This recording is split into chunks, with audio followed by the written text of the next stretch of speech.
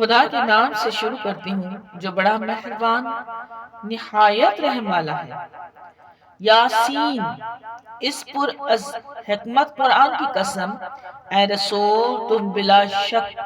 یقینی پیغمبروں میں سے ہو اور دین کے بالکل سیدھے راستے پر ثابت قدم ہو، جو بڑے مہربان اور غالب خدا کا نازل کیا ہوا ہے، تاکہ تم ان لوگوں کو عذاب خدا سے ڈراؤ جن کے باپ دادا تم سے پہلے کسی پیغمبر سے ڈرائے نہیں گئے، تو وہ دین سے بالکل بنجر ہیں۔ ان میں اکثر پر تو عذاب کی باتیں یقیناً بالکل ٹھیک پوری اترے گی۔ یہ لوگ تو ایمان لائیں گے نہیں، ہم نے ان کی گردنوں میں بھاری بھاری لوہے کے توق ڈال دیے ہیں، اور وہ ٹھڈیوں تک پہنچے ہوئے ہیں کہ وہ گردنیں اٹھائے ہوئے ہیں، سر جھکا نہیں سکتے۔ ہم نے ایک دیوار ان کے آگے بنا دی ہے اور ایک دیوار ان کے پیچھے، پھر اوپر سے ان کو ڈھانک دیا ہے تو وہ کچھ دیکھ ہی نہیں سکتے، اور اے رسول صلی اللہ علیہ وسلم ان کے لیے برابر ہے خواہ تم انہیں ڈراؤ یا نہ ڈراؤ، یہ کبھی ایمان لانے والے نہیں ہیں۔ تم تو بس اس شخص کو ڈرا سکتے ہو جو نصیحت مانے اور بے دیکھے بھالے خدا کا خوف رکھے، تو تم اس کو گناہوں کی معافی اور ایک باعزت اجر کی خوشخبری دے دو۔ ہم ہی یقیناً مردوں کو زندہ کرتے ہیں، اور جو کچھ وہ لوگ پہلے کر چکے ہیں ان کو اور ان کی اچھی یا بری باقی ماندہ نشانیوں کو لکھتے جاتے ہیں، اور ہم نے ہر چیز کو ایک صریح روشن پیشوا میں گھیر دیا ہے۔ اور اے رسول تم ان سے مثال کے طور پر ایک گاؤں انطاکیہ والوں کا قصہ بیان کرو کہ جب وہاں ہمارے پیغمبر آئے، اس طرح کہ جب ہم نے ان کے پاس دو پیغمبر یوحنا اور یونس بھیجے تو ان لوگوں نے دونوں کو جھٹلایا، تب ہم نے ایک تیسرے پیغمبر یعنی شمعون سے ان دونوں کی مدد دی، تو ان تینوں نے کہا ہم تمہارے پاس خدا کے بھیجے ہوئے آئے ہیں۔ وہ لوگ کہنے لگے تم لوگ بھی تو بس ہمارے ہی سے آدمی ہو، خدا نے کچھ نازل نہیں کیا ہے، تم سب کے سب بس بالکل جھوٹے ہو۔ تب ان پیغمبروں نے کہا ہمارا پروردگار جانتا ہے کہ ہم یقیناً اسی کے بھیجے ہوئے ہیں، اور تم مانو یا نہ مانو ہم پر تو بس کھلم کھلا احکام خدا کا پہنچا دینا فرض ہے۔ بولے ہم نے تم لوگوں کو بہت نحس قدم پایا کہ تمہارے آتے ہی قحط میں مبتلا ہوئے، تو اگر تم اپنی باتوں سے باز نہ آؤ گے تو ہم لوگ تمہیں ضرور سنسار کر دیں گے، اور تم کو یقینی ہمارا دردناک عذاب پہنچے گا۔ پیغمبروں نے کہا کہ تمہاری بدشگونی تمہاری کرنی ہے، تمہارے ساتھ ہے کیا جب نصیحت کی جاتی ہے تو اسے بدفعلی کہتے ہو؟ نہیں، بلکہ تم خود اپنی حد سے بڑھ گئے ہو۔ اور اتنے میں شہر کے اس سرے سے ایک شخص دوڑتا ہوا آیا اور کہنے لگا کہ اے میری قوم، ان کا کہنا مانو، ایسے لوگوں کا ضرور کہنا مانو جو تم سے تبلیغ و رسالت کی کچھ مزدوری نہیں مانگتے، اور وہ لوگ ہدایت یافتہ بھی ہیں۔ اور مجھے کیا خبر ہوا ہے کہ جس نے مجھے پیدا کیا ہے اس کی عبادت نہ کروں، حالانکہ تم سب کے سب آخر اسی کی طرف لوٹ کر جاؤ گے۔ کیا میں اسے چھوڑ کر دوسروں کو معبود بنا لوں؟ اگر خدا مجھے کوئی تکلیف پہنچانا چاہے تو نہ ان کی سفارش ہی میرے کچھ کام آئے گی، اور نہ یہ لوگ مجھے اس مصیبت سے چھڑا ہی سکیں گے۔ اگر ایسا کروں تو اس وقت میں یقینی صریح گمراہی میں ہوں۔ میں تمہارے پروردگار پر ایمان لا چکا، تو میری بات سنو اور مانو۔ ان لوگوں نے اسے سنسار کر ڈالا۔ تب اسے خدا کا حکم ہوا کہ بہشت میں جا۔ اس وقت بھی اس کو قوم کا خیال آیا تو کہا میرے پروردگار نے جو مجھے بخش دیا اور مجھے بزرگ لوگوں میں شامل کر دیا، کاش اس کو میری قوم کے لوگ جان لیتے اور ایمان لاتے، اور ہم نے اس کے مرنے کے بعد اس کی قوم پر ان کی تباہی کے لیے نہ تو آسمان سے کوئی لشکر اتارا، نہ ہم کبھی اتنی سی بات کے واسطے لشکر اتارنے والے تھے۔ وہ تو صرف ایک چنگھاڑ تھی جو کر دی گئی بس، پھر تو وہ فوراً چراغ سحری کی طرح بجھ کے رہ گئے۔ ہائے افسوس!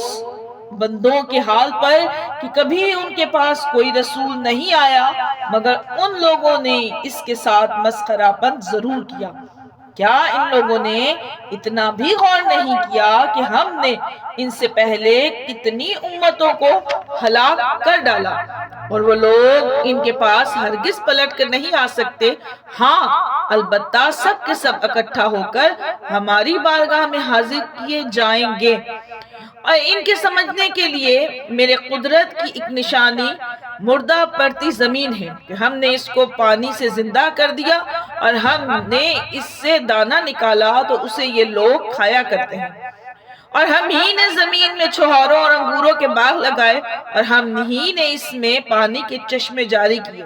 تاکہ لوگ ان کے پھل کھائیں، اور کچھ ان کے ہاتھوں نے اسے نہیں بنایا۔ کیا یہ لوگ اس پر بھی شکر نہیں کرتے کہ وہ ہر عیب سے پاک و صاف ہے، جس نے زمین سے اگنے والی چیزوں اور خود ان لوگوں کے ان چیزوں کے جن کی انہیں خبر نہیں سب کے جوڑے پیدا کیے؟ اور میری قدرت کی ایک نشانی رات ہے جس سے ہم دن کو کھینچ کر نکال لیتے ہیں، تو اس وقت یہ لوگ اندھیرے میں رہ جاتے ہیں، اور ایک نشانی آفتاب ہے جو اپنے ایک ٹھکانے پر چل رہا ہے۔ یہ سب سے غالب واقف کار خدا کا باندھا ہوا اندازہ ہے، اور ہم نے چاند کے لیے منزلیں مقرر کر دی ہیں، یہاں تک کہ ہر پھر کے آخر ماہ میں کھجور کی پرانی ٹہنی کا سا پتلا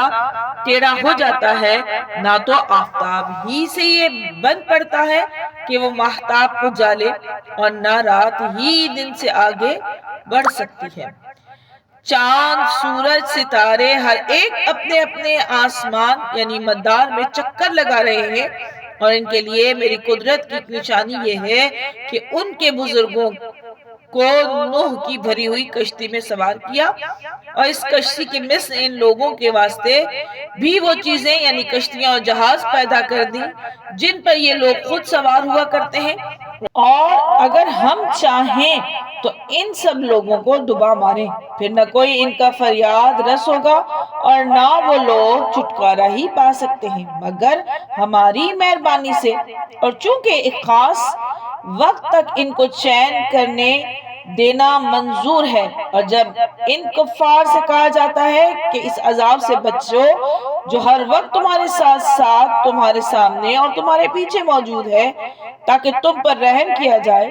تو پرواہ نہیں کرتے، اور ان کی حالت یہ ہے کہ جب ان کے پروردگار کی نشانیوں میں سے کوئی نشانی ان کے پاس آئی تو یہ لوگ منہ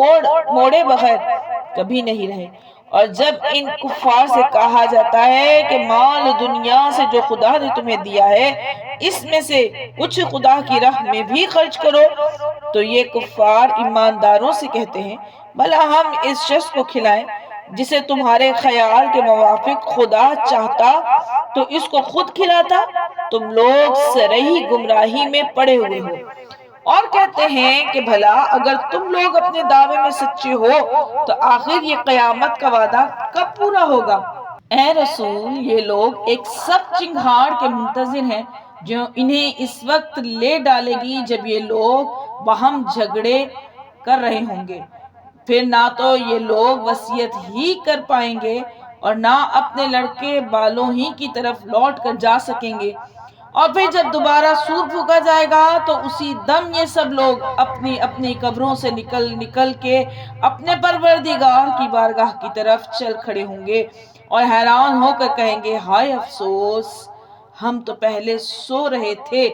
ہمیں ہماری خوابگاہ سے کس نے اٹھایا؟ جواب آئے گا کہ یہ وہی قیامت کا دن ہے جس کا خدا نے وعدہ کیا تھا اور پیغمبروں نے بھی سچ کہا تھا۔ قیامت تو بس ایک سخت چنگھاڑ ہوگی، پھر ایکا ایکی یہ لوگ سب کے سب ہمارے حضور میں حاضر کیے جائیں گے، پھر آج قیامت کے دن کسی شخص پر کچھ بھی ظلم نہ ہوگا، اور تم لوگوں کو تو اسی کا بدلہ دیا جائے گا جو تم لوگ دنیا میں کیا کرتے تھے۔ بہشت کے رہنے والے آج روز قیامت ایک نہ ایک مشغلے میں جی بہلا رہے ہیں، وہ اپنی بیویوں کے ساتھ ٹھنڈی چھاؤں میں تکیے لگائے تختوں پر چین سے بیٹھے ہیں، بہشت میں ان کے لیے تازہ میوے تیار ہیں اور جو وہ چاہیں ان کے لیے حاضر ہے۔ مہربان پروردگار کی طرف سے سلام کا پیغام آئے گا اور ایک آواز آئے گی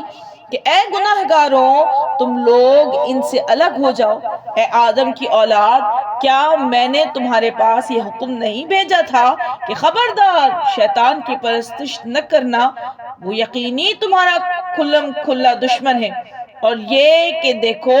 صرف میری عبادت کرنا یہی نجات کی سیدھی راہ ہے، اور باوجود اس کے اس نے تم میں سے بہتروں کو گمراہ کر چھوڑا۔ تو کیا تم اتنا بھی نہیں سمجھتے تھے؟ یہ وہی جہنم ہے جس کا تم سے وعدہ کیا گیا۔ تو اب چونکہ تم کفر کرتے تھے، اس وجہ سے آج اس میں چپکے سے چلے جاؤ۔ آج ہم ان کے منہوں پر مہر لگا دیں گے، اور جو کارستانیاں یہ لوگ دنیا میں کر رہے تھے، خود ان کے ہاتھ ہم کو بتا دیں گے اور ان کے پاؤں گواہی دیں گے، اور اگر ہم چاہیں تو ان کی آنکھوں پر جھاڑو پھیر دیں تو یہ لوگ راہ کو بڑے چکر لگاتے ڈھونڈتے پھریں مگر کہاں دیکھ پائیں گے، اور اگر ہم چاہیں تو جہاں یہ ہیں وہیں ان کی صورتیں بدل کر پتھر مٹی بنا دیں، پھر نہ تو ان میں آگے جانے کا قابو رہے اور نہ گھر لوٹ سکیں۔ اور ہم جس شخص کو بہت زیادہ عمر دیتے ہیں تو اسے خلقت میں الٹ کر پھر بچوں کی طرح مجبور کر دیتے ہیں۔ تو کیا وہ لوگ سمجھتے نہیں؟ اور ہم نے اس رسول کو شعر کی تعلیم دی ہے اور نہ شاعری اس کی شان کے لائق ہے۔ یہ کتاب تو بس نیری نصیحت اور صاف صاف قرآن ہے، تاکہ جو زندہ اور عاقل ہے اسے عذاب سے ڈرائے اور کافروں پر عذاب کا قول ثابت ہو جائے اور حجت باقی نہ رہے۔ کیا ان لوگوں نے اس پر بھی غور نہیں کیا کہ ہم نے ان کے فائدے کے لیے چار پائے اس چیز سے پیدا کیے جسے ہماری ہی قدرت نے بنایا، تو یہ لوگ ان کے خواہ مخواہ مالک بن گئے، اور ہم ہی نے چار پایوں کو ان کا مطیع بنایا، تو بعض ان کی سواریاں ہیں اور بعض کو کھاتے ہیں، اور چار پائیوں میں ان کے بہت سے فائدے ہیں، اور پینے کی چیز یعنی دودھ، تو کیا یہ لوگ اس پر بھی شکر نہیں کرتے؟ ان لوگوں نے خدا کو چھوڑ کر فرضی معبود بنائے ہیں تاکہ انہیں ان سے کچھ مدد ملے، حالانکہ وہ لوگ ان کی کسی طرح مدد کر ہی نہیں سکتے، اور یہ کفار ان معبودوں کے لشکر ہیں، اور قیامت میں ان سب کی حاضری لی جائے گی۔ تو اے رسول صلی اللہ علیہ وسلم، تم ان کی باتوں سے آزردہ خاطر نہ ہو۔ جو کچھ یہ لوگ چھپایا کرتے ہیں اور جو کچھ کھلم کھلا